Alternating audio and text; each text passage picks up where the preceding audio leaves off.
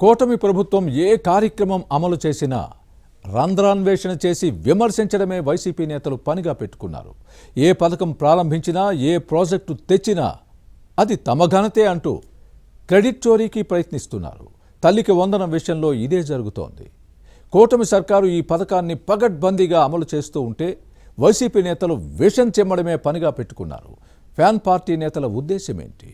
తాము అమ్మఒడి కార్యక్రమాన్ని సక్రమంగా అమలు చేయకపోయిన క్రమంలో ఎన్డీఏ తల్లికి వందనం పథకాన్ని విస్తృతంగా చేపట్టడంతో వైసీపీ నేతలకు నిద్ర పట్టడం లేదా? ఆ కడుపు మంటతోనే 13,000 ఇస్తున్నారని కూటమిని వేలెత్తి చూపుతున్నారా? తల్లికి వందనంపై వైసీపీ నేతల విష ప్రచారానికి ఎన్డీఏ కౌంటర్ ఏంటి?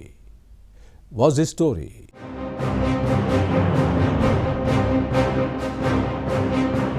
అధికారంలో ఉన్నప్పుడు చేసింది ఏమీ లేకపోయినా కూటమి ప్రభుత్వ పథకాలపై దుష్ప్రచారం చేయడంలో వైసీపీ నేతలు దిట్ట.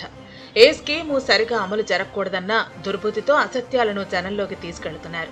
వైసీపీ సర్కారు అమ్మబడి కార్యక్రమం అమలు చేసినా ఇంట్లో ఒకరికే సాయం అందించేది. కానీ ఎన్డీఏ మాత్రం ఎంతమంది ఉన్నా ఇస్తోంది.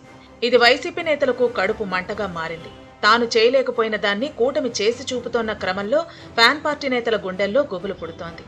దీంతో వచ్చే ఎన్నికల్లో పుట్టగతులు ఉండవన్న ఉద్దేశంతో దుష్ప్రచారం చేస్తున్నారు.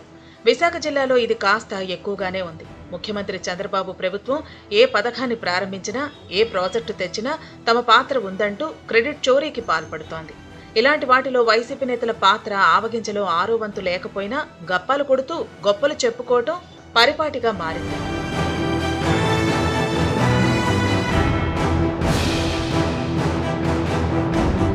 కూటమి సర్కారు ప్రతిష్టాత్మకంగా అమలు చేస్తున్న తల్లికి వందనంపై విశాఖ ఫ్యాన్ పార్టీ నేతలు విషం చిమ్ముతున్నారు.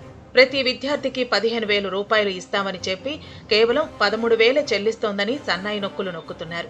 పైగా అందరికీ ఇవ్వటం లేదని ప్రజలను తప్పుదోవ పట్టించే ప్రయత్నం చేయటం విమర్శలకు తావిస్తోంది.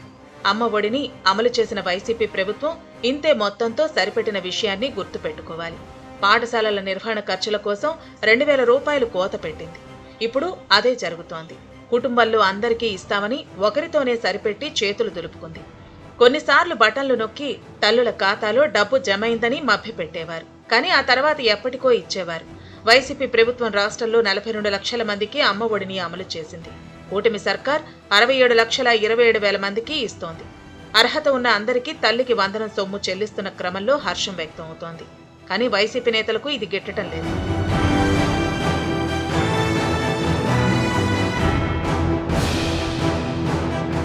కూటమి ప్రభుత్వం తల్లికి వందనం కార్యక్రమాన్ని సక్రమంగా అమలు చేస్తోంది.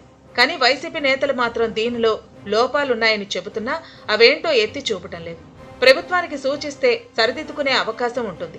కానీ అలాంటివేవీ లేకుండా బట్టకాల్చి కూటమి నేతల మొహాన వేశాం, మసంటుకుంటే తుడుచుకుంటారో లేదో మీ ఇష్టం అంటూ అభాండాలు వేస్తున్నారు. తాడేపల్లి ప్యాలెస్ నుంచి వచ్చిన స్క్రిప్ట్కు విశాఖ వైసీపీ నేతలు తమ పైత్యాన్ని జోడించి ఎన్డీఏపై విషం చిమ్మటమే పనిగా పెట్టుకున్నారు. ఇలాంటి వ్యవహారాలతోనే గత ఎన్నికల్లో ఫ్యాన్ పార్టీ నేతలకు ప్రజలు గుణపాఠం నేర్పినా ఇంకా బుద్ధి రాలేదు. అవాకులు చెవాకులు పేలుతున్న వైసీపీ నేతల నైజాన్ని జనం ఓ కంటితో కనిపెడుతున్నారు. ఎవరిని ఎక్కడ నొక్కాలో, ఎక్కడ కూర్చోబెట్టాలో ప్రజలకు బాగా తెలుసు. విమర్శలకు హద్దు ఉంటుంది. విధానపరమైన అంశాల్లో వ్యక్తిగత దూషణలకు దిగటం సరికాదు. రాజకీయ నేతల్లో పైత్యం ప్రకోపిస్తే సమాజంలో ద్వేషాలు పెరిగిపోతాయి. ప్రజా సమస్యలు పక్కదారి పడతాయి. అభివృద్ధిపై కాకుండా ప్రత్యర్థులపై అసభ్యకర విమర్శలు చేస్తే జనం సహించరు. విషయం లేకపోయినా విద్వేషంతో విషం చిమ్మటం మంచిది కాదు. సంక్షేమ పథకాలు, అభివృద్ధి కార్యక్రమాల అమల్లో కూటమి ప్రభుత్వం దూసుకుపోతున్న క్రమంలో రాజకీయ దురుద్దేశాలతో రచ్చ చేయటం వైసీపీ నేతలు మానుకోవాలని ఎన్డీఏ లీడర్లు హితవు పలుకుతున్నారు. ఇప్పటికైనా ఫ్యాన్ పార్టీ నేతలు మారతారో లేదో చూడాలి.